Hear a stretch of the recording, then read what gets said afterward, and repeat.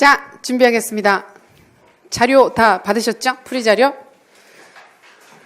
갑자기 또 시험 보기 전에도 분위기가 그렇게 좋진 않았는데 보고 나서 급격히 저하된 이 분위기, 그죠? 아, 괜히 앉아 있어. 이러면서 막 아까 갔어야 했어. 이러면서 그래서 괜히, 그죠? 이제 안 봤으면 차라리 이런 걸 저런 걸 안 봤을 텐데 이런 생각도 들고 막, 그죠? 아, 내가 그렇게 뭔가 찾으려고 고민을 했었는데 나온 답을 보면 혹시 두 개 고민을 하셨다면 더욱더, 그죠? 고통에 빠져서 미쳤나 보다라는 생각을 하셨을 것 같아요. 근데 이번 문제는 사실 되게 편하게 풀 수 있는 문제는 절대 아닙니다.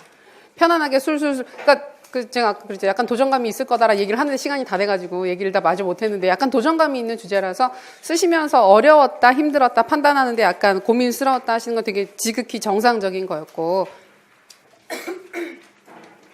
이제 약간 의외의 면도 있을 수는 있었겠지만 최근에 공부했었던 사항들이 쭉 이어져서 많이 나왔기 때문에 답안 쓰실 때 재미있으셨으리라 생각을 합니다.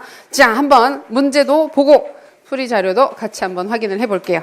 자, 문제 먼저 보겠습니다. 문제가 조금 길죠.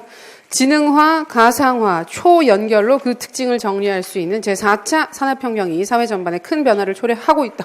시작하자마자 오타가 초래하고 있다. 아니죠. 근데 별로 그렇게 신경 쓰이지 않으셨죠? 게슈탈트 이론에 따르자면 인간은 의미 있는 전체로 지각하고자 하는 경향이 있기 때문에 이런 오타는 급히 볼 때는 잘 보이지 않습니다. 그렇죠?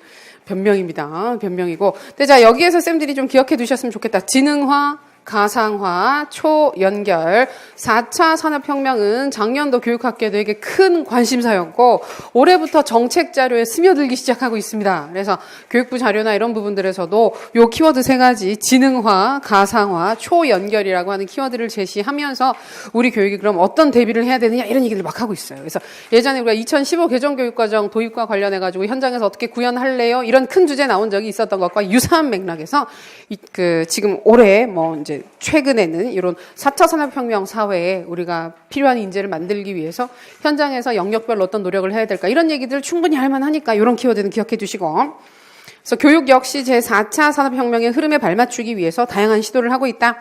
제시문은 이러한 제4차 산업혁명의 변화에 부응하기 위한 한 학교의 내년도 운영 방침의 일부를 보여준다. 이를 바탕으로 제4차 산업혁명에 부응하는 학교의 노력이라는 주제로 서론본론 결론의 형식을 갖추어 추구해야 하는 교육 철학, 교수, 방법, 학생의 이해, 단위학교 차원에서의 의사결정 방안을 논의해라. 논의 영역 자체가 철학이고 교수 이론 및 그다음에 공학 파트, 심리, 그다음에 행정 영역이기 때문에 우리가 익숙하게 많이 보셨던 부분들일 거예요. 그리고 이제 의사결정 방안이라고 하는 건 저희가 이제 오늘 수업 들으셨던 쌤들 같은 경우에는 굉장히 편안한 마음으로 쓰셨으리라 믿는데, 근데 이제 그게 있죠. 왜냐하면 저희가 오늘 본 수업에 4번째 시간에 끝까지 마무리할 때까지 이걸 설명을 했었거든요. 진도 나가고 있었기 때문에. 그래서 아까 진도 나갈 때도 제가 왜 오늘 여기까지 했을까요? 여기까지 힘들게 진도를 나간 이유는 무엇일까요? 이러면서 말씀드리면서 뉘앙스를 드렸는데 말씀이 거기 눈치채시고 보셨을 수도 있고 됐어 이러면서 그냥 나오면 나오는 거지 뭐 이런 마음으로 편하게도 보셨겠지만, 나왔는데 분명히 보시면 이거 아까 봤던 건데 라고 본 기억은 있는데 명칭이 가물가물하거나 아니면 명칭은 생각이 났는데 주의점 뭐야? 그래서 주의점 뭘 쓰라는 거야? 라고 해서 세부 사항들에 대한 기억이 명확하지 않아서 이거 저거 섞어서 쓰셨을 수도 있을 것 같아요. 근데 이거는 충분히 복습을 하지 않은 상태에서 쓰신 상태였기 때문에 틀릴 수도 있는 부분들이고, 이제 나머지 부분들에서 우리가 얼마나 답을 정확하게 찾았느냐 오늘 본 수업 들었던 쌤들은 찾으면 되는 거고, 아니고 충분히 열심히 차근차근 복습을 하고 계셨던 선생님들이라고 한다면 세부적인 사항들은 조금 틀리더라도 그 언저리 안에서 고민을 하셨으면 충분히 공부를 잘하고 계신 거기 때문에 너무 염려하지 마시고 오늘 또 문제 풀이를 통해서 방향을 잡아 나가면 되겠습니다. 자, 문제를 이렇게 확인을 했고 배점 부분을 보시면, 자, 내용 부분에서 제시문에서 확인할 수 있는 교육 철학적 관점의 명칭, 강조하는 교육 원리 3가지 제시를 해라. 자, 명칭과 원리 3가지. 자, 그 다음에 두 번째, 제시문의 밑줄 친 부분 가와 나에 각각 해당하는 사항을 간의 교수의 사태와 라이겔루스의 교수 전략에서 각각 찾아 명칭과 구체적 방안을 제시를 해라. 문제가 약간 오독의 여지가 있었죠. 왜냐하면 밑줄 친 부분이 두 개, 가와 나입니다. 그랬을 때 각각 찾아서 쓰라고 하니까 가에서 가네와 라이겔루스, 나에서 가네와 라이겔루스 이런 식으로 네 가지를 찾아야 하는가라고 고민을 하실 때도 분명히 있을 텐데요. 제가 말씀드릴 수 있는 게 그건 이론 공부를 제대로 안 하셔서. 그죠? 그러니까 여기에는 하나씩 분명히 찾아지는 활동들이 있잖아요. 가 같은 경우에는 가네로 확실히 따단 찾을 수가 있었고, 나 같은 경우에는 라이겔루스를 확실히 찾을 수가 있는데, 그렇게 판단이 안 되시고 혹시 두 개를 찾아야 되나? 라고 고민하셨던 건 둘 다 정확하게 공부를 안 하신 거예요. 가네하고 라이겔루스. 둘 다 안 하셨기 때문에 혼란이 생기는 겁니다. 그래서 오독의 여지가 있었던 문제이지만 그래도 이제 요구하는 사항이 워낙 분명했었기 때문에 각각 하나씩 찾아주시면 됩니다. 근데 이제 아까 몇 개 다 좀 미리 쓰셨던 쌤들이 있으셔가지고 답안들 제가 볼 수 있는 답안들은 몇 개를 봤었는데 아니나 다를까 교수의 사태를 써야 되는데 학습의 사태 많이 쓰셨더라고요. 이제 학습의 사태, 교수의 사태 같은 거 아니냐? 비슷하죠. 비슷한 활동이긴 하지만 학습의 사태 개념을 접근을 해보게 되면 학습이 일어나는 과정이에요. 이 머릿속에서 인지구조 안에서 어떤 일이 일어나는가를 설명해 주는 것이 학습의 사태가 되는 것이고 그러한 각각의 학습의 사태를 유발하기 위해서 교사가 제공하게 되는 교수 행위가 수업의 사태, 교수의 사태가 되는 거예요. 그럼 그건 확실히 구분을 해서 써주셔야 됩니다. 교수의 사태 부분, 그 다음에 라이겔루스의 정교화 이론, 교수 전략에서 찾으려고 하면, 이제 라이겔루스 같은 경우는 우리가 그렇게까지 열심히 외우진 않으셨기 때문에 뭔가 있었는데 기억나는 건 줌렌즈 정도? 이제 줌렌즈, 정교화 이론 줌렌즈 있는데 나머지 것들은 도대체 뭐가 있느냐. 또 하필 후반부에는 활동에 대해서 물어봤었기 때문에 많이 헷갈리셨으리라 믿어요. 근데 아마 답 쓰시면서 제일 짜증스러웠던 파트가 아마 이 파트였을 것 같아요. 뭔가 쓸 수는 있는데 뭔가 찝찝한. 이게 확실하지 않은 그 언저리에서 뭔가를 찾아야 하는 고통스러운 영역이었으리라 생각을 하고 자, 세 번째 항목 위 항목에서 제시한 교수 단계와 교수 전략과 관련되는 인지 처리 과정을 정보 처리 이론의 근거에서 찾아 명칭과 그걸 실천하게 되는 세부 방안을 두 가지 제시를 해라. 자, 이건 위의 항목이 찾아지지 않으면 세 번째 항목 같은 경우는 찾을 수가 없는 거였겠죠. 근데 이제 대충은 무슨 느낌인지 아시니까 정보 처리 이론의 근거에서 찾으셨으리라 믿고 마지막 제시문에서 찾을 수 있는 의사결정 모형의 명칭을 쓰고 특징 두 가지와 한계점 한 가지를 제시를 해보자. 자, 그리고 구성 표현 파트에서 논술을 서론, 본론, 결론으로 구성을 해라. 1점. 지금 작년부터 배점 단위가 이렇게 변했죠. 이렇게 변해서 되게 분명하게 보여주고 있죠. 그럼 3점이 안 되는데. 그쵸? 5점이 안 되죠. 이렇게 되면. 5점이 되죠. 미치겠어요. 오늘. 본 수업 시간에도 계산하면서 계속 65예요? 60점 계속 그러다가 숫자 인식 능력에 문제가 있는 것 같아요. 5점 맞죠? 자, 서본결, 서론 있고 결론이 있어야 1점을 반드시 드릴 수 있습니다. 그럼 서론, 결론 다 안 써도 1점밖에 안 빠진다는 얘기니까 부담 없느냐? 그건 아니다. 그래도 써야 된다. 너무 과감하게 그렇게 빼시면 안 된다. 그다음에 4차 산업혁명에 부응하는 학교의 노력과의 연계, 전체 글이 이 주제를 중심으로 짜여져 있는가를 보는 게 2점. 표현의 적절성, 문장의 완성, 그다음에 맞춤법 이런 부분들을 확인하는 것이 2점 있었습니다. 자, 본문으로 들어가 보겠습니다. 제시문이요. 자, 아직 풀이 보는 게 아니라 제시문 본문 확인해야죠. 자, 총 3단락이네요. 자, 제4차 산업혁명으로 인한 사회 전반의 변화는 학생 하나하나의 장점을 극대화하는 교육을 통한 가치 있는 지식의 창출을 강조합니다. 이런 부분들 키워드 강조합니다. 하나하나의 장점을 극대화한다. 평균적이고 보편적인 인재를 육성하는 것이 아니고 정말 학생 하나하나의 개성, 특성에 맞는 교육을 실시하는 것. 이에 우리 교육은 학생 개인의 개성, 키워드 보이네요. 개성을 중시하고 교육의 우연적인 측면, 키워드 또 보이네요. 이렇게까지 퍼드리기가 어려운데 전반부에 혹시 헷갈리실까 봐 개성, 우연적인 측면, 그 다음에 삶의 불합리한 측면. 더 이상 사실은 이거 가지고 아니 이렇게 이 정도까지 주면 원리 3가지 제시문에서 찾아서 써도 3가지 쓰시겠어요, 진짜. 그죠? 근데 이제 그게 그죠? 하면서 그랬으면 됐는데 맞아요. 그래서 우연적인 측면도 인정하고 삶의 불합리한 부분까지 교육의 내용에 포함하는 태도를 지닐 필요가 있습니다. 뭡니까? 실존주의죠. 실존주의. 교육 철학 실존주의입니다. 실존주의. 개성만 봐서는 진보주의인가 인본주의인가 헷갈릴 수 있는데 그 다음에 나오게 되는 우연적 측면, 교육의 우연적 측면, 우연적 학습을 강조하는 거, 그 다음에 삶의 불합리한 측면은 정말 실존주의에서만 얘기를 하는 키워드입니다. 자, 과거 우리 교육은 집단주의적이고 획일적인 성격이 강했는데요. 특히 집단주의적 교육의 한계를 극복하는 교육적 방안으로 실존주의적 교육 철학 많이 강조합니다. 하나하나의 개성에 근거를 한 교육을 하기 때문에 이제는 그러한 교육으로는 새로운 시대가 요구하는 가치에 부응할 수 없을 것입니다. 학생을 인간 그 자체로 존중하고 각자의 개성에 맞는 교육을 실천하기 위한 접근이 필요합니다. 실존주의, 개성, 우연성, 불합리한 측면. 자, 두 번째, 또한 교육과정을 통해 전달하는 지식의 양이 줄고 있는 요즘과 같은 상황에서는 전달해야 하는 지식을 보다 효과적으로 교수하기 위한 교사의 전문성이 중요합니다. 가만히 보시면 지금 각 단락에 도입하는 문장들이 쌤들이 주제 논의하실 때 활용하기 좋은 문장들입니다. 그래서 마지막에 뭘 써야 될까 고민을 하실 때 이런 거 가져다가 쓰시면 돼요. 이거 가지고 와서 썼다고 좀 활용해서 썼다고 해서 감점하지 않습니다. 주제 논의 정답이 정해져 있는 파트가 아니기 때문에 편안하게 쓰셔도 돼요. 다양한 교수 이론들을 교과 내용과 목적에 맞게 사용할 수 있도록 준비해야 하겠습니다. 수업의 과정에서 교과 내용을 잘 전달하기 위해서는 새로운 학습 내용을 잘 이해할 수 있도록 교사가 다양한 기법을 활용해야 합니다. 과제를 제시한 후 이전에 배웠던 내용과 새로운 학습 내용을 연계해서 의미 있게 기억할 수 있도록 해야 합니다. 새로운 과제를 잘 전달을 해야 되는데 그냥 새로운 과제 전달해서 끝나는 것이 아니고 그 새로운 과제와 이전에 알고 있었던 지식을 연결한다. 유의미한 연결을 유발하는 것이기 때문에 여기에서는 학습 안내 제시하기 등으로 확인할 수 있겠죠. 의미론적 부화라고 많이 쓰셨더라고요. 안타깝죠. 같은 단계인데 의미론적 부화는 학습의 사태에 해당하고 의미론적 부화를 유발하게 되는 교수 활동은 방금 말씀드렸던 학습 안내하기. 자, 이제 나를 보겠습니다. 그리고 교과 내용의 전달이 끝났다고 해서 그것만으로 수업을 종료하기보다는 수업 후반부죠. 각각의 아이디어들을 전체적 윤곽과 맥락 속에서 파악할 수 있는 자료를 제시할 수 있어야 합니다.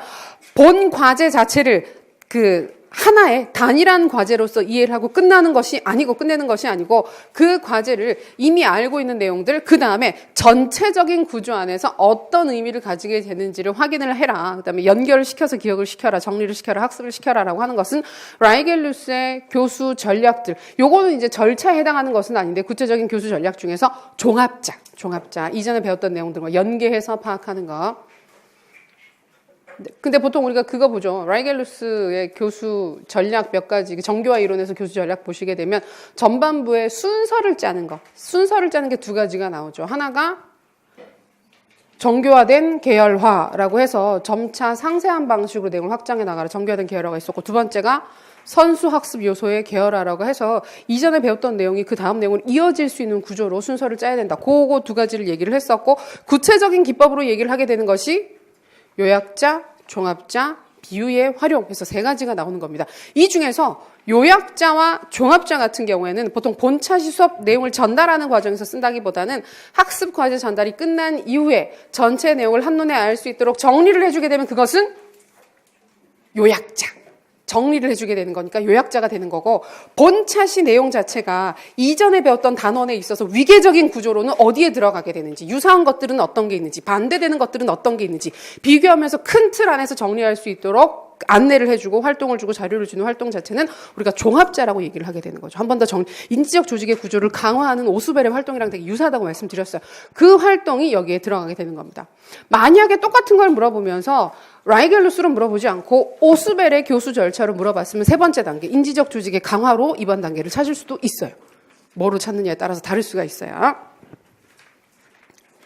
그래서 각각의 아이디어들을 전체적 윤곽과 맥락 속에서 파악할 수 있도록 해야 된다. 지금 봤었던 두 가지 활동이 공통적으로 하고 있는 그 인지적 과정을 보게 되면 정보처리 이론에서, 또 정보처리 이론도 머릿속으로 심심하면 틈날 때마다 떠올려 보세요. 아침에 밥 먹다가 좀 웃기긴 한데요. 식사하시다가 그렇지 작동기억, 그다음에 작동기억에서 정보를 장기기억으로 전이시키기 위해서는 두 가지 활동이 필요하지. 뭐가 필요하죠? 하나가 보통 시연은 유지하고 또 전달하는 활동을 하게 되면 시연도 있고, 그다음에 부화 활동을 하지 않느냐. 부화 가장 핵심적인 활동이다. 학습에서 가장 많이 활용하게 되는 기능 부화 활동이고, 부화는 어떤 것들이 있었더라. 부화 활동을 주로 강조했던 게 어떤 게 있어요? 정교화, 조직화, 맥락화, 뭐 추가한다면 심상화라든지 그런 부분들도 볼 수 있긴 하지만 보통 주요하게 확인하게 되는 세 단계는, 세 활동은 정교화, 조직화, 맥락화 정도로 볼 수가 있겠죠. 그러면 때때로, 그 다음에 뭐 악스 같은 경우에도 돌아다니면 A 이러면서 A 요새는 어떤 게 지각적 주의 환기, 탐구적 주의 환기, 다양성의 전략 이런 부분들이 이게 막 우리가 구조화 테스트 연습을 지난 시간에 본 수업 시간에 잠깐 해봤었는데 그거 하시면서 많이 느끼신 게 그걸 거예요. 내가 시간이 조금만 더 있었으면, 생각할 시간이 조금만 더 있었으면 더 많이 생각할 수 있었고 더 많이 그릴 수 있었는데 그 생각 되게 많이 하시거든요. 근데 그것도 연습이 필요하고 그것도 노력이 필요한 영역이에요. 그래서 우리가 답안 쓰실 때도 보면 오늘 문제가 그렇게 시간이 촉박한 문제는 아니었지만 막 시간이 없어서 못 쓰는 부분들은 아니었지만 그런 사항들이 좀 더 빨리 생각난다 그러면 전체 많은 영역들을 두루두루 살펴보면서 문제를 구성할 수 있잖아요. 답안을 구성하실 수 있잖아요. 그러니까 그렇게 떠올리는 연습도 부지런히 하세요. 근데 교육학 말고 사실 전공적을 더 많이 하셔야 돼요. 전공을 그렇게 떠올리는 연습을 시시때때로 식사하시면서도 하시고 진짜 주무시기 전에는 하셔야 돼요. 주무시기 전에 누워서 보통 그때는 이제 아무 생각 없이 주무시기도 하시고 보통 이렇게 막 들고 있다 이렇게 해서 갑자기 의식이 없어지고 이렇게 핸드폰이 얼굴에 떨어지면서 이러면서 주무시고 그러잖아요. 그런 일들이 흔히 있긴 하지만 그래도 이제 누워가지고 눈 감고 혹은 뭐 그 천장을 쳐다보면서 전공 같은 경우는 잘 안 외워지는 부분들 굳이 떠올려 보시고 그날 했던 거 바로 떠올려 보시면 주무시기 정말 도움이 돼요. 이제 가끔 한 5번 중에 1번 정도는 교육학도 해주시면 좋긴 한데 그래서 그 정도 비율로라도 우리도 좀 이렇게 간에 진짜 다 기억 오래 못 하시더라고요. 그래서 간에 이런 것도 막 떠올리시면서 이렇게 한 세트 학습의 사태, 교수의 사태 이런 식으로 짠짠짠 하면서 자꾸 연습하시면 아무것도 아닌데 어렵게 생각하니까 자꾸 안 되는 것 같아요. 힘내서 인출해 봅시다. 자, 그래서 부호화 얘기를 그 얘기를 안 했군요, 아직. 그래서 이 두 가지 활동이 공통적으로 하고 있는 것들을 보게 되면 새로운 학습 과제와 이전에 배워서 알고 있거나 내가 원래 가지고 있었던 지식들과 새로운 지식을 연결짓는 활동을 하는 거예요. 그게 뭐였어요? 정보처리 이론의 근거를 하자면 어떠한 인지 과정입니까? 부호화 과정이죠. 그래서 부호화를 찾아서 부호화 활동을 할 때 주로 하게 되는 뭐 정교화, 맥락화, 조직화 등등의 활동들을 서술하시면 되는 부분이었어요. 지금 마지막 단락 보겠습니다. 단위 학교 수준에서 결정할 사안들이 증가하는 상황에서 매번 완벽하고 이상적인 의사결정을 할 수는 없을 것입니다. 그만큼 어렵다. 의사결정이 어렵고 또 중요한 주제다. 항상 최적의 대안을 찾기보다는 이미 실행되고 있던 정책 사안들을 조금씩 수정하고 개선해서 보다 나은 의사결정을 추구하는 것이 학교 경영에서의 효과성과 효율성을 추구하는 방안이 될 수 있다. 자, 이전에 뭔가 정책이 있다. 그걸 조금 수정하자. 수정해서 더 나은 정책을 만들어보자. 특히 다양한 이해관계가 충돌하는 최근의 학교 상황을 고려할 때 모두가 만족하는 의사결정보다 불만을 최소화하는 의사결정이 필요하다고 본다. 이거 보니까 확실하게 답을 찾으실 수 있었죠. 어떤 모형? 점증 모형, 점증적 모형 찾으실 수 있습니다. 불만의 최소화. 그러니까 최선을 추구하는 것이 아니고 악의 제거, 소극적인 악의 제거에 초점을 맞춘다라고 하는 관점으로 점증 모형 찾을 수 있습니다. 그러니까 특히 이게 점증 모형 같은 경우에는 다원주의 사회에서 의사결정을 하는 과정들을 많이 반영을 하고 있다. 그러니까 다원주의 같은 경우에는 추구하는 가치 자체가 되게 다양하잖아요. 근데 서로 그 가치들이 다 틀린 건 아닌 거예요. 각자가 타당화될 만한 근거들이 있긴 한데 그 가치가 추구하는 방향이나 이해가 서로 충돌을 할 수는 있겠죠. 그렇게 되면 그 충돌하는 이해를 모두 만족시켜 줄 수는 없으니까 그 불만이 될 수 있는 요소들을 최소화해 주는 게 중요하다. 그래서 지금 학교 상황에도 보게 되면 학생들이 추구하는 방향, 가치, 학부모들이 생각하는 교육의 방향, 교사나 지역사회가 생각하는 교육의 방향, 그리고 학생들이 있으면 학생들끼리도 서로 추구하는 가치가 다르잖아요. 굉장히 다원적인 특성을 가진 조직으로 변화되고 있는데 이런 상황에서 구성원 모두가 만족할 수 있는 방안을 찾기보다는 불만을 점점 줄여나간다든지 현재 실행되고 있는 정책의 문제점들을 개선하면서 좀 더 나은 것으로 나아가게 만드는 점증 모형을 선택하는 것이 타당하다라고 확인할 수 있을 겁니다. 찾는 것 자체는 크게 무리가 없었던 부분입니다. 이제 풀이를 보니까 그런 거지. 이제 문제를 풀 때는 모든 것이 모호하죠. 그래서 아무거나 다 써도 답이 될 것 같은데. 그리고 명칭이 기억나지 않으니까 창작도 많이 하셨고. 그죠? 창작의 고통. 확실하지 않은 것은 안 쓰는 것보다는 창작을 하시는 게 낫습니다. 그래도. 비워두시는 것보다는 뭐라도 쓰시는 게 나아요. 혹시 모르기 때문에.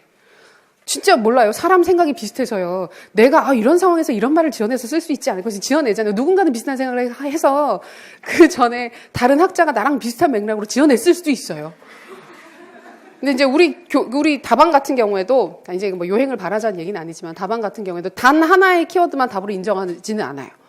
그 용어가, 그러니까 아무거나 써도 된다는 얘기는 아닌데, 번역돼서 쓰이는 방식들이 워낙 다양하니까, 그것 중에 하나라도 걸리면 거의 답으로 인정을 해준단 말이에요. 그러면 누군가는 나처럼 생각을 한 사람이 있을 거예요. 번역한 사람들 중에. 그러면, 괜찮지 않나. 혹시나 모르는 거기 때문에 비워두시는 것보다는 뭐라도 쓰시는 게 낫습니다. 근데 확실히 정답이 아니다 싶으면 안 쓰는 것도 요령은 맞습니다. 그러니까 그 포인트는 그거예요. 확실히 틀렸다라는 판단이 들면, 이 답은 틀린 답이라는 판단이 서면 그건 쓰면 안 돼요. 근데 이제 가끔 비워두기가 애매해서 틀린 걸 알고도 쓰시는 분들이 있어요. 그러니까 그거는 안 쓰시는 게 나아요. 그럴 바에는 안 쓰시는 게 낫고, 안 쓰는 것보다는, 그러니까 틀렸다는 확신이 없고 애매한 답안은 쓰시는 게 나아요. 그런 거예요. 근데 가끔 보면 이거 같은 경우에도 점증 모형을 찾아야 되잖아요. 근데 점증 모형이 기억이 안 나요. 그러니까 여러 개, 6개 종류의 6개의 모형 이름들이 쭉 있는데 나머지 5개가 기억이 나는데 점증 모형만 기억이 안 날 수가 있어요. 실제로 그런 경우들이 제법 있어요. 그러면 어떤 쌤들은 어떻게 판단을 하느냐 하면, 자, 5개 중에 1개가 기억이 안 나는데 기억이 안 나는 이게 답인 것 같다. 그럼 나머지는 뭘 써도 틀리죠. 그렇죠. 나머지는 내가 기억이 나고 명칭이 기억나고 세부상을 쓸 수 있더라도 그걸 쓰면 100% 틀려요. 이 답안은. 근데 그걸 쓰시는 분들이 있어요. 얘가 답이 아닌 걸 아는데 비워둘 수가 없어서 썼어요 하시는 분들 비워두세요. 그런 경우 비워두시는 게 나아요. 아니면 명칭만 기억이 안 나고 나머지 것들이 기억이 나신 내용은 뭔지를 알겠잖아요. 그러면 명칭 한 수고 쓰세요. 근데 다 받지는 못하더라도 남들이 많이 틀리면 부분 점수 받을 수 있으니까. 원칙은 그렇습니다. 자, 그렇게 해서 문제 확인을 했고, 자, 이제 오늘 추가로 받으셨던 풀이 자료 보시면 각각의 영역별로 실존주의 교육 철학부터 해서 해당되는 사항들 정리를 쭉쭉 해드리고 있습니다. 교육 철학만 따로 띄어서 나온 적은 아직 없어요.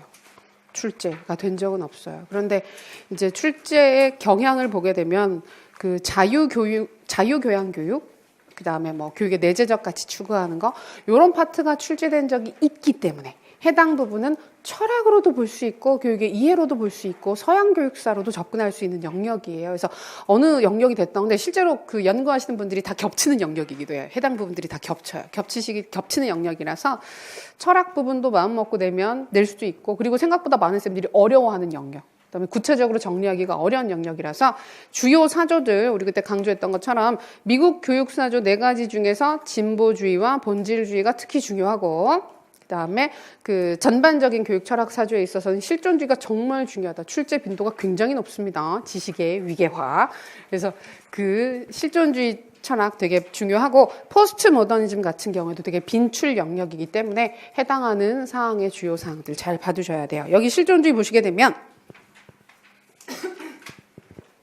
개요 부분에서 등장 배경 부분 보시면 현대 문명에 대한 비판을 한다. 그런데 뭐 1, 2차 세계대전 얘기도 있지만 우리한테 너무 먼 일이죠. 100년 정도 지난, 100년 가까이 지난 일이라서 되게 먼 일이긴 한데, 후기 산업사회 비인간화 얘기를 해요. 자, 비인간화. 지금도 비인간화 얘기 지적할 수 있겠죠. 인간성 존중이라든지. 그래서 인간성 회복과 인간의 주체성 회복의 철학, 아까 말씀드렸던 것처럼 전체주의적 교육에 대한 비판, 개선, 이런 부분들 얘기를 하면 실존주의와 연관해서 얘기할 거리가 제법 있습니다. 우린 아직도 그런 부분들을 완전히 벗어나지는 못했기 때문에, 교육에 있어서 전체주의적 측면들. 세대가 완전히 바뀌지 않아서 아직은 그래요. 자, 특징. 동그라미 2번의 특징은, 이거는 그 실존주의 교육 철학은 아니고 실존주의 자체의 특성들입니다. 개체성, 전인성, 존재 상황 자체, 불합리성, 개인의 삶의 자유와 책임, 공감적 관여 등등은 실존주의 철학에서 추구하는 가치들인 거고, 동그라미 3번에 나오게 되는 교육의 원리가 실존주의 교육 원리 혹은 실존주의 교육 철학의 특징으로 정리할 수 있는 사항입니다. 개성, 평균인을 양성하는 학교 교육을 비판한다. 그다음에 자아 실현과 전인 교육을 지향한다. 지금 얘기하고 있는 사항들이 다 답이 될 수 있는 부분들이죠. 이번 문제에서 원리로 제시를 하라고 했을 때 개성 존중, 자아 실현, 전인 교육 지향, 비연속적 교육을 강조한다, 인격 교육을 강조한다. 이런 부분들 다 답으로 서술을 할 수 있는 부분입니다. 그리고 특히 교사의 역할 부분도 따로 강조하는 경우들이 있는데요. 다음 페이지 동그라미 미음 보시면, 교사는 주어진 지식을 일방적으로 가르치는 사람이 아니라 학생 각자의 실존에 알맞은 적절한 만남을 예비하는 사람이다. 학생의 실존에 맞는 만남을 예비한다. 요거는 그거 표현 그대로 거의 키워드처럼 제시하는 파트예요. 학생의 실존에 맞는 만남을 예비한다. 이런 부분들 좀 잘 봐두시면 좋겠습니다. 그 다음에 이어서 나오는 게 간의 교수 이론입니다. 갑자기 피곤해지시죠? 힘내시고. 자, 간의 교수 이론과 레길루스의 정교 이론은 가볍게 정리를 하고 넘어갈 거예요. 그래서 많은 사항들이 있지만 이번 문제에서 확인을 하고자 했던 사항들은 간의 같은 경우에는 교수의 사태, 연관지어서 학습의 사태, 교수의 사태 같이 보실 수 있는데요. 다음 페이지를 보시면 4페이지 학습의 인지처리 과정 9단계 학습의 사태 그리고 수업의 사태 마치 괄호를 해서 두 개가 같은 개념인 것처럼 설명을 하고 있는데 같은 개념은 맞아요. 그런데 학습의 사태랑 수업의 사태는 구분해서 활용을 하셔야 돼요. 아까 말씀드렸던 것처럼 학습의 사태는 학습이 일어나는 일련의 과정을 9개로 정리를 하는 것이고 각각의 학습을 유발하기 위해서 필요한 교수 활동을 교수의 사태, 수업의 사태라고 얘기를 합니다. 그래서 이제는 외우실 수 있죠. 어느 정도. 근데 아니더라고요. 전 가능할 줄 알았는데 또 어제 저희가 구조화 봤더니 간의 파트 다들 이렇게 이러면서 2개 정도 쓰시고 3개까지 쓰시고 나머지는 점점점점점점 이런 식으로. 제일 웃겼던 게 그거였어요. 쌤들 그렇게 많이는 안 하셨는데 이번에 얼핏 넘기면서 확인을 하긴 했지만 딕과 캐리의 체제적 교수 설계 모형을 그리고 싶은데 세부성이 기억이 안 나신 쌤들이 너무 많았던 거예요. 그래서 어떻게 그리셨냐면 다들 제가 보고 너무 웃겨가지고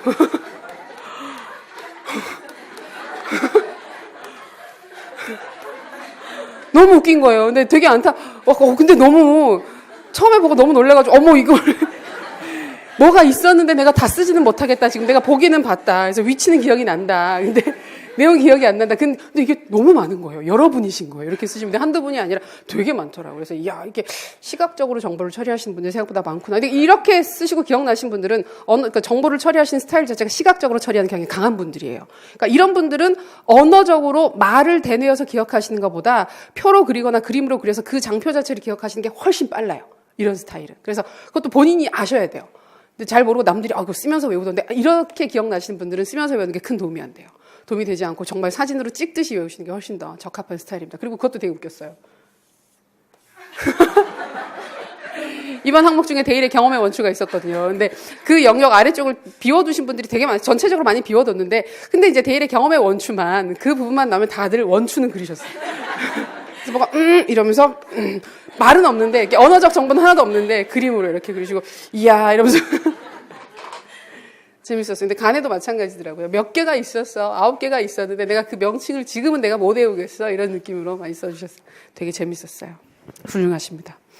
자, 그래서 간해를 외울 때 총 9가지 단계인데 9개를 순차적으로 한 번에 다 외우려고 그러면 너무 힘듭니다. 소화가 잘 안 됩니다. 진짜. 그래서 쪼개서 외우는 게 좋다. 제일 처음에 외울 때는 앞에 3단계.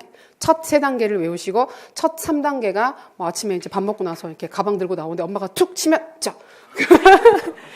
간의 학습의 사태, 수업의 사태를 외워보렴. 그러면 수업, 주의 집중시키기. 이러면서 막 학습 안내하기, 목표 알리기, 학습과, 틀렸네요. 선행학습, 재생 자극하기. 이런 식으로 따다다 나올 수 있을 정도가 되면, 그 다음에 4, 5, 6, 7단계, 4단계 외우시고, 마지막 2단계. 이렇게 외우시면, 이렇게 의미적으로도 딱딱딱 구분이 되기 때문에 외워져요. 분명히 외워질 수 있어요. 그래서 우리가 잘 알고 있듯이 주의 집중시키기는 주의를 유발하는 거죠. 주의 집중을 유발을 해서 자극에 경계하도록 한다.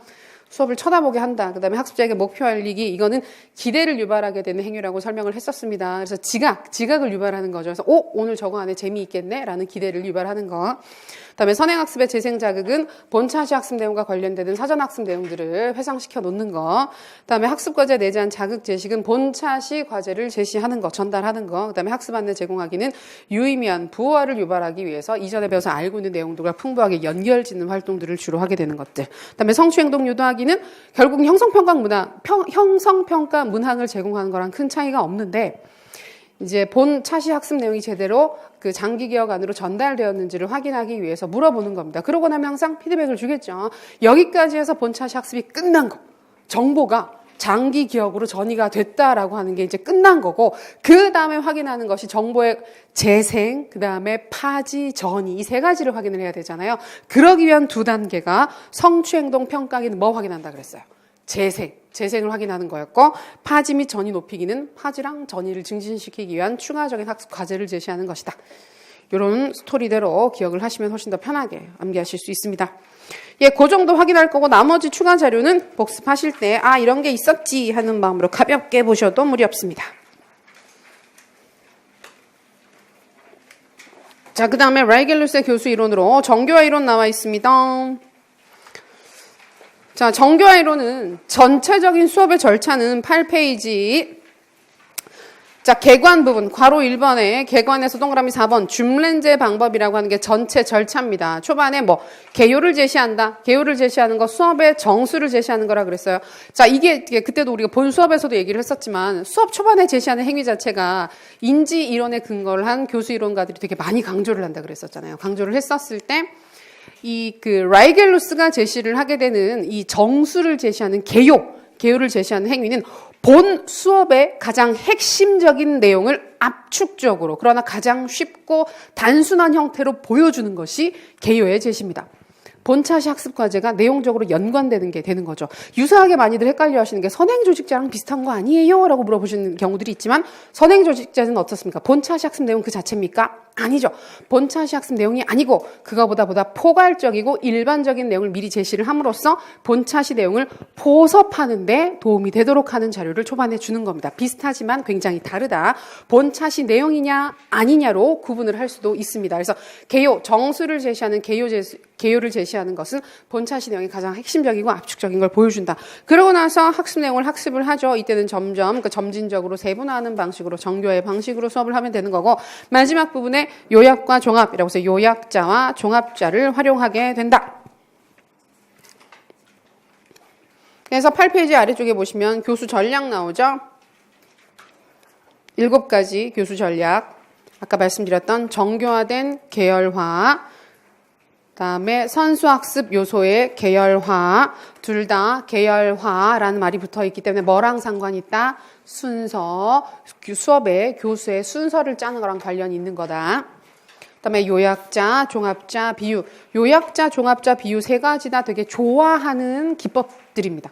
교수 이론가들이 좋아하는 기법들입니다. 요약자, 이미 학습한 것을 복습하는 데 사용하는 전략이다. 공부를 해야 학습의 후반부에 요약자가 나타날 수 있겠죠. 수업 초반에 요약을 제시할 수는 없겠죠. 그다음에 종합자는 개개의 아이디어들을 서로 연결시키고 통합시키기 위해서 사용하는 전략이다. 일반적인 사례를 크게 보여준다든지 통합적 사례, 여러 가지 개념들이 복합적으로 들어가 있는 사례, 큰 사례를 보여준다든지 자기 평가적인 연습 문제를 제시를 하게 되면 그것 자체가 종합자의 역할을 하게 됩니다. 단원 마무리 문제나 아니면 큰 단원 종합 문제, 그리고 우리가 풀고 있는 지금 현재 보고 있는 모의고사 문제들 있잖아요. 이거 종합자예요. 이것도 대표적인 종합자의 사례가 될 수 있습니다. 공부를 해야 쓸 수 있어요. 근데 공부를 해야 풀 수 있어요. 우리가 간에도 공부를 하고, 문제를 보시면 간에 라이겔루스 교수 이론 찾고 교수 전략 찾고, 그러고 나서 이 각각의 단계가 정보 처리 이론으로 봤을 때 어떤 단계랑 연관되는가를 찾아서 쓰라 그러죠. 어때요? 각각 영역이 떨어져 있는 영역들인데 공부를 하고 나서 두 개를 더해서 어떤 의미가 있는지를 찾아서 정리를 하라 그러는 거죠. 이런 활동들이 대표적인 종합자의 역할입니다. 종합자들이 하는 겁니다. 그렇게 하고 나면 이게 내가 간에는 따로 공부를 했고 라이겔루스도 따로 공부를 했고 인지처리 이론, 정보처리 이론도 따로 공부를 했는데 이렇게 내용적으로 연관이 되는구나를 내가 스스로 정리를 하고 알 수가 있게 되는 거잖아요. 그래서 이걸 선생님이 설명을 해줘도 돼요. 설명을 해줘도 되고 학생들이 스스로 찾아서 구성할 수 있게 해줘도 좋은데, 이런 활동 자체가 학습의 후반부에 있게 되면 인지적 구조를 훨씬 더 탄탄하게 해준다는 거죠. 이게 종합자입니다. 종합자. 자, 그 다음이 비유. 새로운 정보를 학습자에게 친숙한 아이디어로 연결시켜 이해할 수 있도록 도와주는 전략이다. 라이겔루스 선생님은 비유를 되게 강조했었대요. 수업 직접 이렇게 지도를 받으셨던 쌤들 말씀에 따르자면 비유를 되게 강조했다고. 정말 훌륭한 그 교수자는 비유를 잘 쓴다. 나 봐라. 이러면서 그렇게까지 말씀하진 않으셨지만 비유를 잘 써야 좋은 수업이다. 이러면서 이제 정교화 이론이 어려운 이론이잖아요. 어려운 이론인데 앞에 그 줌렌즈의 비유를 썼기 때문에 사람들이 사진은 누구나 다 찍어봤기 때문에. 그래서 사진을 찍을 때 줌렌즈로 멀리 있는 걸 가까이 쭉 당겨서 자세히 보기도 하고 다시 원래대로 돌아가서 그 부분이 전체 구조 안에서 어떤 위치나 어떤 연결을 가지고 있는지를 보게 되는 연습들은 해봤으니까, 활동들은 해봤으니까 이 이론은, 정교화 이론은 줌렌즈랑 되게 비슷한 거야. 사진 찍을 때 나오는 줌렌즈랑 비슷한 거야. 이런 사례를 들으니까 아, 이게 왔다 갔다 하면서 결국은 대상 자체를 보다 정확하고 세부적으로 이해하게 해주는 이론이구나라고 하는 걸 직관적으로 알 수 있게 해줬다는 거예요. 근데 이제 그렇긴 한데 이제 그걸 실제로 많은 교수 설계자들이나 교사들이 설계를 하기에는 어렵죠. 적절한 비유를 활용하는 게 늘 어렵죠. 그래서 저도 맨날 가끔 비유를 들다가 많이 실패하잖아요. 이거 아시죠? 물어보면 쌤들 막 처음 들어본다면서. 그런 경험 없다고. 그래서 그래서 비유라고 하는 건 친숙하면 친숙할수록 좋아요, 학생들한테. 근데 이제 우리가 그죠, 세대 차이가 있다 보니까 저한테는 굉장히 친숙한 사례라서 말씀드렸는데 쌤들 그런 일 없었다. 우린 그런 일 없었다. 뭐 제가 궤도 넘겨보셨죠? 궤도? 이러면서 막 그런 것들도 다 실패한 비유의 사례라고 볼 수 있습니다. 자, 그 다음에 인지전략 촉진자, 학습자 통제, 이 두 가지는 약간 부가적인 전략이다. 흔하게 쓰는 전략은 아니다. 그리고 강조하는 전략은 아니다 말씀드렸어요. 그래서 인지전략 촉진자는 학습자의 인지전략, 그 다음에 그 전략을 활용하는 과정을 자극하고 도와주는 촉진자이다. 학습의 순서라든지 그때그때 뭐 예를 들어서 문제를 풀 때 이 문제가 잘 안 풀리면 뭐 몇 페이지를 참고하세요. 이런 식으로 추가적인 보조 활동들을 설계해 놓는다든지 아니면 밑에 읽을 수 있는 추가적인 힌트, 뭐 읽을 거리 이런 식으로 자료를 주는 것도 인지전략 촉진자가 될 수 있습니다. 그다음에 학습자 통제, 학습자가 자신이 학습할 내용과 다양한 전략을 선택하고 계열해서 스스로 순서를 짜는 거예요. 어떻게 공부할 것인가를 스스로 결정할 수 있게 되는 건데 이게 무슨 말이냐면 이 정교화 이론을 활용하게 되면 학습자 통제 요소가 잘 나타날 수 있다. 즉 학습자가 스스로 알아서 잘 선택할 수 있어서 공부가 잘 된다. 그 얘기를 하는 거예요. 수업에서 말씀드렸지만 이 학습자 통제 얘기가 나오면 쌤들이 되게 이해를 하기 힘들어 하세요. 왜냐하면 우리 중등학교에선 학생들이 속도를 조절을 하거나 스스로의 속도까지는 잘 얘기를 하진 않지만 교육과정의 계열화를 내가 스스로 하진 않아요. 나 이 수업 먼저 듣고 이 수업 나중에 들어야지. 이런 걸 하진 않지만 우리가 대학교 때는 하잖아요. 대학교 때는 가끔 1학년 수업, 4학년 수업 있을 때 쌤들이 선택하는 기준 자체는 내 시간표 안에 3일만 등교를 하게끔 해주는 시간이냐. 이런 식으로 짜게 돼서 막 4학년 수업 먼저 듣고 4학년 돼가지고 1학년 수업 듣고 이런 일들이 있잖아요. 근데 이제 이렇게 짜는 것이 아니고 진짜 전체 구조 안에서 각각의 교과들이 어떤 역할을 하고 어떤 순서로 진행되는지를 정교화 이론은 초반에 계율을 통해서 보여준단 말이에요. 전체가 어떻게 구성되는지 한눈에 알 수 있도록 보여주기 때문에 그 다음 과정들을 내가 선택할 때 어떻게 돌아가는지를 알고 선택을 해요. 근데 사실 우리가 대학교 때 그런 식으로 4학년 수업을 먼저 선택하는 게 이걸 들었을 때 어떤 일이 생기는지 잘 모르죠. 내가 이 수업을 들으러 갔을 때 어떤 끔찍한 일에 처하게 될지를 모르고 이 수업을 듣기 위해서 앞에 이런 과정들이 필요하다는 걸 정확하게 모르기 때문에 막 선택을 해요. 들어가서 막 교수님 만나면 너 여기 왜 있느냐.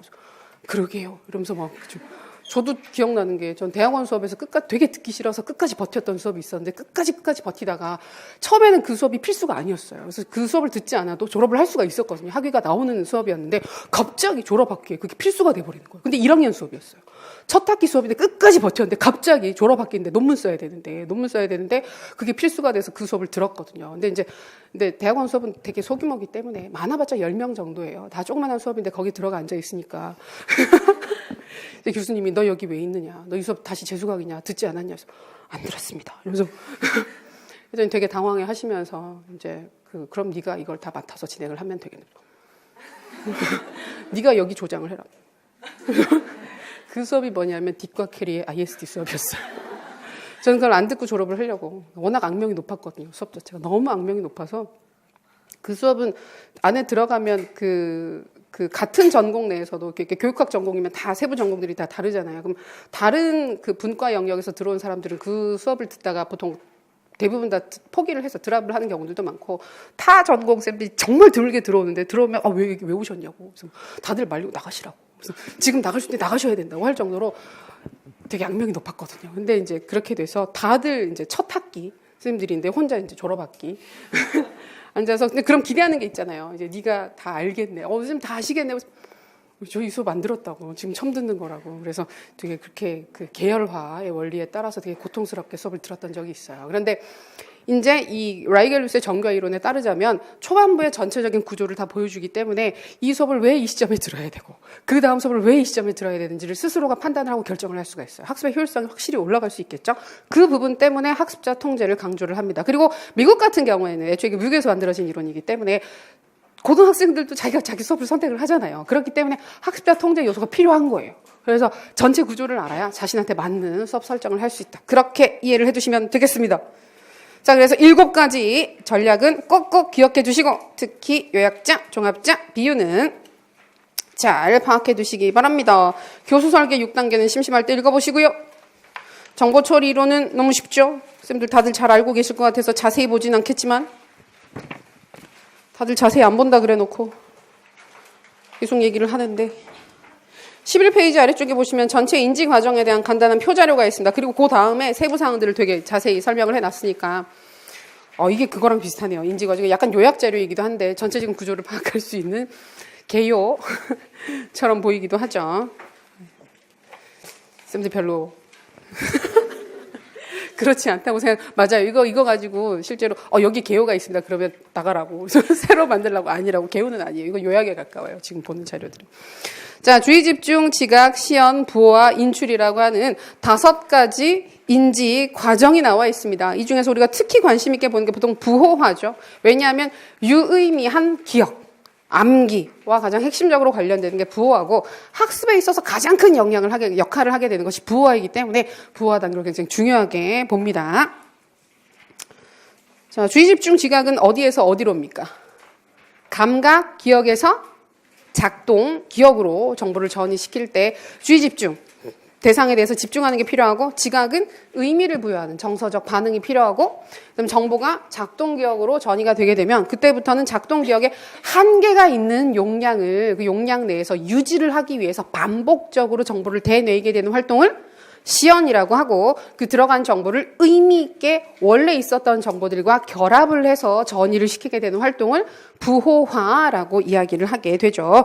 그 다음에 장기 기억 안에 있었던 기억을 다시 한번 작동 기억으로 꺼내는 활동을 인출이라고 얘기를 합니다. 그 절차 다들 알고 계실 거고 그 이야기가 세부적으로 나와 있으니까 파악해 보시면 되겠고 13페이지를 넘겨보시면 오늘 문제에서 확인하게 되는 부호화 안에 들어가게 되는 세부 기법들 동그라미 리을 부호화 보시면 정교화 들어가 있네요. 정교화 의미를 심화하는 것 무슨 뜻인지 의미에 대해서 좀 더 세부적으로 확인하게 되는 활동을 정교화라고 합니다.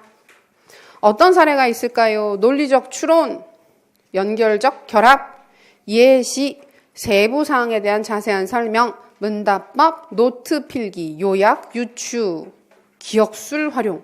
그러고 보니까 우리가 공부할 때 쓰게 되는 대부분의 기법들이 정교화 기법 안에 들어가네요. 우리가 공부할 때 기억이 잘 안 되거나 이해가 잘 안 되면 애써서 하는 활동들이 다 여기에 들어가죠. 맞아요. 이게 가장 효과가 있기 때문에 정교화 활동들을 통해서 학습을 하고 있습니다. 그리고 조직화 같은 경우에는 질서를 부여해서 질서를 기준으로 구조를 기준으로 이해를 하고 처리를 하게 되는 활동입니다. 묶어서 기억하거나 우리 앞에서 간에 교수회 사퇴할 때 총 9단계인데 그걸 굳이 9단계를 순차적으로 쫙 끊어서 외우기보다는 다 엮어서 외우기보다는 앞에 3단계, 중간에 4단계, 마지막에 2단계 이런 식으로 나눠서 외우잖아요.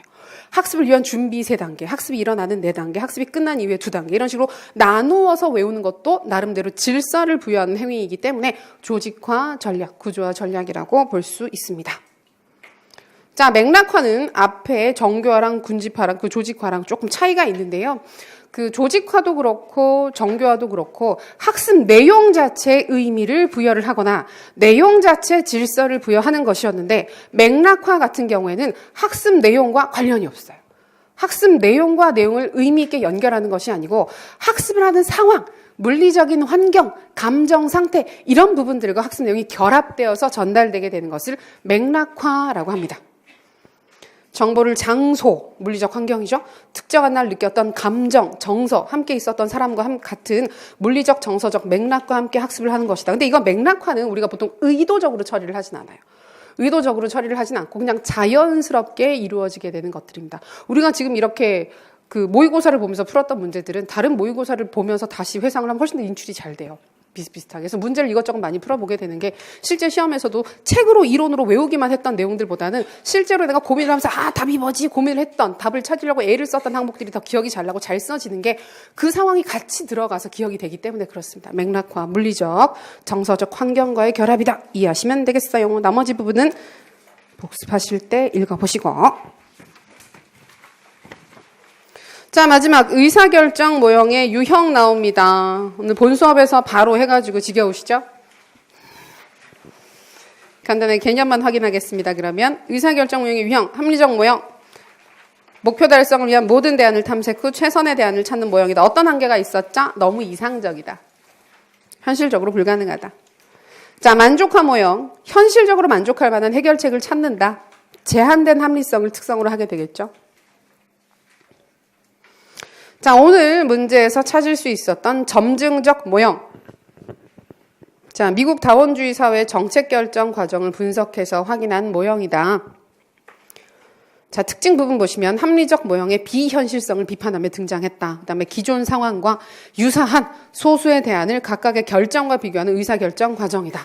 그러니까 기존에 의사결정했던 그 안이 있는 거예요. 그걸 계속해서 확인하고 수정하면서 좀 더 나은 것으로 변화시키는 접근이다. 그러다 보니까 C, 기존 정책보다 약간 개선된 대안을 선택하게 된다.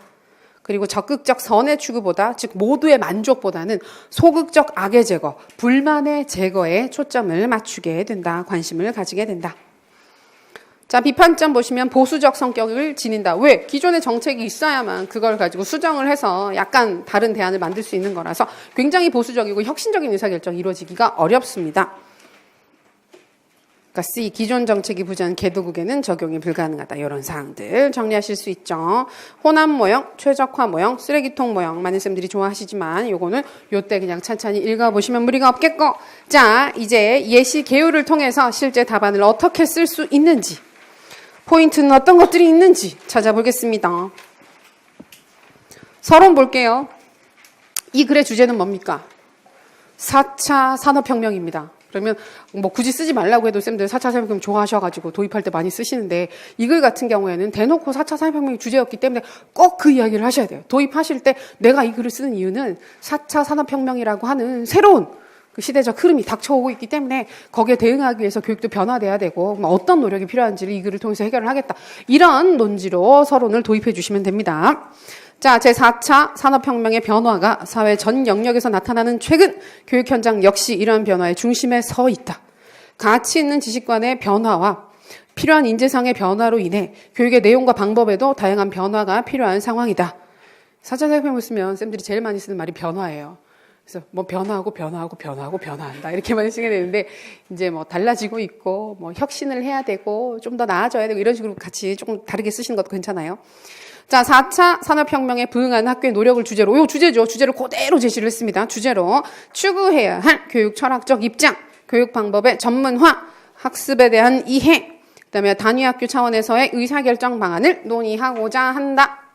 구체적인 영역, 문제 있었던 거의 그대로 제시해서 쓰고 있습니다. 좀 더 상위의 개념으로 올라가서 쓰시는 것도 나쁘지 않은데 뭐 굳이 그게 확실하지 않으면 문제 있는 용어 그대로 쓰셔도 괜찮습니다. 자, 첫 번째 단락 보시면 교육 철학적 관점의 명칭을 써라. 그 명칭이 1점이겠죠. 명칭을 정확하게 찾는 것부터 1점. 세 가지 원리 각각의 배점 1점씩 하면 되겠습니다. 개수도 중요하겠죠. 자, 일단 제시문에 해당하는 건 실존주의다. 실존주의 개념은 꼭 안 쓰셔도 됩니다. 이번에 개념 요구하진 않았기 때문에 이제 어차피 개념을 너무 자세히 쓰시고 나면 나중에 특성 쓸 때 다 겹쳐요. 그래서 쓸 게 없어요. 이런 경우는 명칭 쓰고 왜 실존주의냐 하면 제시문에서 강조하는 요런 사항들이 실존주의의 특성과 연관된다. 이 정도만 써주셔도 무리가 없습니다. 이거 보면 제시문에서 개성, 우연적 측면, 불합리한 부분, 요 부분 세 가지 얘기했었죠. 우리 아까 찾았던 부분 요 세 가지가 실존주의와 관련된다. 자, 실존주의 교육 원리 세 가지. 개성 중시한다. 위에 나왔던 거 다시 써도 나쁘지 않습니다. 자아 실현과 전인 교육을 지향한다. 오, 전인 교육 얘기 되게 많이 하죠. 자, 비연속적 교육을 중시한다. 여기 보면 뭐 잠재적 교육 과정을 중시했다, 직관적 통찰을 중시했다 이런 부분들도 그냥 독립된 항목으로 쓰셔도 나쁘지 않습니다.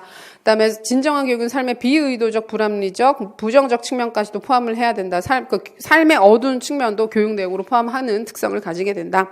인격 교육 강조한다. 그다음에 교사는 실존에 맞는 적절한 만남을 예비하는 사람이다. 이거 전부 다 특징될 수 있으니까 마음에 드시는 걸로 3가지 서술하시면 되겠습니다. 자, 주제 논의. 많은 쌤들이 주제 논의를 매달락 해야 되느냐 물어보시는데 하실 수 있으면 하시는 게 맞아요. 우리가 글을 쓸 때 주제라고 하는 것은 이 글을 쓰는 가장 큰 이유잖아요. 큰 이유인데 그게 서론과 결론에만 나오는 경우는 실제로 잘 없죠. 그 이야기를 하려고 이 글을 쓰고 있는 건데 본문에서 완전히 그 얘기가 빠지고 결론에 가서 자, 그래서 이런 주제를 중심으로 살펴봤다. 그러면 되게 가끔 진짜 그렇게 쓰시는 분들도 있어요. 서론에서 보면 이 주제를 중심으로 살펴보도록 하겠다. 본문에 하나도 얘기를 안 해요. 그리고 결론에 자, 지금까지 이 주제를 중심으로 살펴봤대요. 본문에 하나도 없었는데 그 얘기가. 그냥 마치 쓴 것처럼. 그래서 아니 어디에 있느냐고, 사귀지 않느냐고 얘기를 하기도 하는데 본문에 어떻게든 각각의 항목들이 큰 주제랑 어떻게 연결되는지 너무 자세히 쓰실 필요는 없지만, 그리고 그 막 없는 내용을 지어서 쓰실 것까지는 없지만 제 시문에도 보면 참고할 만한 내용들이 있고 충분히 상식적인 수준에서 쓸 수 있는 주제들을 줘요. 그러니까 그 정도 그 수준으로 쓰시면 되겠습니다. 여기 보시면 자, 인공지능으로 대표되는 과학기술의 발달로 인간다움에 대한 가치가 더욱 중요해지고 있다. 인간다움 하면 실존주의죠. 인간성 회복에 가장 중점을 두고 있으니까. 인간을 그 자체로 존중하고 인간다운 관계 속에서의 교육을 중시하는 실존주의 교육 철학은 이러한 시대에 필요한 교육을 제시한다. 학교는 학생 하나하나를 존중하고 인격적으로 대해야 할 것이다. 이런 식으로 얘기를 해주게 되면 그렇지, 실존주의를 통해서 지금 인공지능 시대를 살아가는 우리의 그 방향을 제한할 수 있을 것 같다. 이런 식으로 찾을 수 있습니다. 자, 2번째 항목은 자, 요구하는 게 가네와 라이겔루스였습니다. 가네 단계를 정확하게 찾으면, 명칭을 제시하면 1점. 그다음에 구체적인 방안도 쓰라 그랬어요. 방안이 맞으면 1점. 자, 라이겔루스 활동 정확히 찾으면 1점. 명칭이죠. 방안을 정확히 제시하면 1점에서 1점, 1점, 1점, 1점. 가네 교수 사태 중 학습 안내하기, 학습 정보 제공하기 해당한다. 명칭 정확하게 들어가야 하고요. 개념이랑 그 제시된 내용에 나왔던 관련되는 부분들을 찾아 쓰셔도 되는데 이거는 약간 부가적인 것들입니다. 그래서 쓰실 수 있으면 쓰시는 거고, 근데 자연스럽게 글을 쓰시려면 한 문장 정도는 중간에 들어갈 수밖에 없어요. 그러고 나서 방안은 구체적 사례, 예시의 제공, 자세한 설명, 비유의 활용, 표와 그림의 제시, 이전에 배웠던 내용과의 연결, 이런 식으로 정리하시면 되겠습니다. 자, 라이겔루스의 정교화 이론 중에서 종합자, 2번째는 종합자였습니다. 종합자 개념 가볍게 써주시고, 구체적 방안 부분에서는 통합적 사례, 자기평가적 연습 문제, 우리 앞에서 봤었던 사례들 제시해 주시면 좋겠습니다. 자, 이제 주제와 연결된 논의, 핵심 개념 중심의 교수에서 전문적 교수법의 활용이 매우 중요하다. 지금 그 4차 산업혁명에서는 많은 내용들을 가르치는 것들보다는 핵심적으로 중요한 내용의 전수, 의미 있게 깊은 수준으로 가르쳐라, 이런 얘기 되게 많이 강조해요. 그래서 2015 개정교육과정에서 교육의 내용의 양을 줄이자, 교과서 양을 줄이자, 이런 쪽도 지금 비슷한 맥락에서 보실 수 있어요. 가네와 라이겔루스 등의 교수 이론에 근거한 효과적인 교수가 이루어질 수 있도록 학교가 교사들의 교수 전문성 신장에 관심을 가져야 할 것이다. 자, 그 다음에 부호와, 자, 이거는 배점 파트를 보시게 되면 부호와 명칭 찾는 게 1점, 세부 방안 2가지 쓰라 그랬잖아요. 그럼 각각 1점, 1점 들어갈 수 있겠습니다. 부호와 찾는 거. 2단계 모두 가내 학습 안내 제공하기, 그 다음에 라이겔루스의 종합자는 학생의 사전 지식, 새로운 학습 과제의 연계를 유발해서 장기적 파지를 추구하는 활동이기 때문에 부호화랑 관련된다. 유의미한 정보의 처리와 관련되는 부호화랑 연관된다. 부화의 세부 방안으로 정교화, 조직화, 세무, 맥락화. 이거 말고도 뭐 심상 형성이라든지 다양한데요. 그것들 중에 2가지만 적절하게 쓰셨으면 점수 드릴 수 있습니다. 자, 주제 논의. 학생의 발달적 특성을 이해하는 것은 교수 효과성 증진뿐만 아니라 학생의 전인적 성장을 촉진하는 조건이다. 학생 하나하나가 소중한 제4차 산업혁명. 이거 문제 있었어요, 없었어요? 제 시문에 있었어요. 제 시문에 도입하는 부분에 학생 하나하나가 중요하다. 실존주의 얘기를 할 때 그 얘기 같이 나옵니다. 그래서 소중한 제4차 산업혁명의 교육 상황에서 학생의 인지적 발달 상태를 정확하게 파악하여 지도할 수 있도록 학생의 심리적 측면, 발달적 측면에 대한 이해를 촉진하는 학교 풍토를 만들어야 할 것이다. 이런 심리적 개념들, 정보처리 이론적 관점, 학생의 머릿속에서 어떤 학습 활동이 벌어지고 있는지를 정확하게 이해를 하고 그것에 근거를 한 지도를 해야 할 것이다. 이런 뉘앙스로 맥락으로 정리해 주시면 되겠죠. 자, 마지막 파트 점증 모형 찾는 건데요. 자, 요거는 세부 방안, 그 세부 배점 부분을 설명해 놓진 않았지만 뻔하죠. 명칭 쓰는 거 1점, 특징 2가지 2점, 한계점 하나 1점 이렇게 배점이 됩니다. 점증 모형 명칭 써주시고 점증 모형 또는 점증적 모형 다 괜찮아요. 기존 정책의 수정과 개선을 통한 의사결정과 불만을 줄이는 접근이 제시되어 있었던 사항들이 점증 모형과 관련된다. 정리하실 수 있고, 특징은 우리 아까 자료에서도 봤던 것처럼 소수의 대안들을 비교를 한다. 그다음에 기존 정책보다 약간 개선된 대안을 선택을 한다. 적극적 선의 추구보다는 소극적 악의 제거에 관심을 갖는다. 보통 요거는 키워드로 많이 제시를 합니다. 이런 거 2가지 기억해 두시면 되겠고, 한계점 보수적이다. 그다음에 혁신적인 의사결정이 이루어지지 못한다. 그다음에 기존 정책이 부재한 경우, 정책이 없을 때 그 정책 입안하기가 어렵다. 결정하기가 어렵다. 자, 주제 논의. 교육이 제4차 산업혁명의 변화에 발맞추기 위해서는, 자, 근데 이 정도로 쓰고 나면 그때부터 어떤 생각이 드시느냐 하면 주제 논의를 할 때 너무 4차 산업혁명 아니냐. 지금 매달락 쓰고 있는데 이게 너무 반복되네라는 느낌을 가지시고 슬쩍 문장 안에 녹여서 쓰려고 하시는 경향이 있어요. 근데 티가 나는 게 좋아요. 티가 나게. 약간 유치해 보이더라도 주제 논의를 하실 때는 주제가 그냥 그 자체로 항상 그 단락이 그대로 들어가서 보이는 게 채점을 할 때 안전하게 채점이 될 가능성이 높습니다. 그래서 그대로 써주세요. 특히 막 4차 이거 너무 길잖아요. 길어도 쓰셔야 돼요. 4차 산업혁명의 변화에 발맞추기 위해서는 단위학교 수준의 책임 있는 의사결정이 필요하다. 점증 모형과 같은 지속적인 의사결정 과정을 실행하기 위해서는 학교는 구성원들의 다양한 요구에 민감하게 반응하고 다양한 관점을 반영할 수 있도록 노력해야 할 것이다. 학교는 혹은 학교 경영은, 뭐 교사는, 경영자 모두는 뭐 이런 식으로 접근해도 되겠죠. 자, 결론 쓰겠습니다. 제4차 계속 그죠? 뭐 지긋지긋하죠. 제4차 산업혁명에 부응하기 위한 학교의 노력을 주제 학생의 개성과 인격성을 강조하는 실존주의적 정문을 통해 정리하고, 보세요. 요약할 때 어떻게 요약하는지. 결론 요약하는 거는 이렇게 하시는 게 제일 간단해요. 그래서 그냥 명칭만 나열하는 것도 괜찮긴 한데 뭐뭐한 뭐뭐, 뭐뭐한 뭐뭐 이런 식으로 해서 강조했었던 포인트들을 한두 개만 가져가서 쓰시면 훨씬 더 풍부하게, 서론과는 완전히, 사실은 형식이 똑같은데 완전히 다른 글처럼 보이게 돼요. 글 자체가. 그래서 실존주의적 접근을 통해 정리하고 교육 내용의 효과적 전달을 위해 가네와 라이겔루스의 교수 이론을 통한 교수 효과성 증진 방안을 확인을 하였다.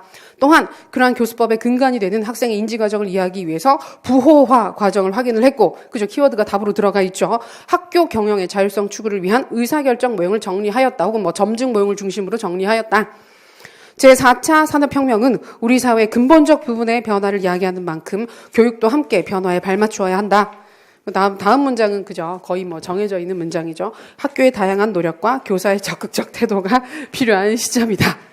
전문성 신장이 더욱 요구되는 시점이다. 요구되는 보다는 필요한 시점이다라고 써주시는 게 좋죠. 이렇게 마무리하실 수 있습니다. 그래서 주제가 4차 혁명이라는 주제 자체가 조금 어렵게 느껴지셨을 수도 있고, 주제 논의를 하실 때 도대체 뭘 써야 되느냐. 아니, 라이겔루스랑 4차 혁명이 무슨 상관이람.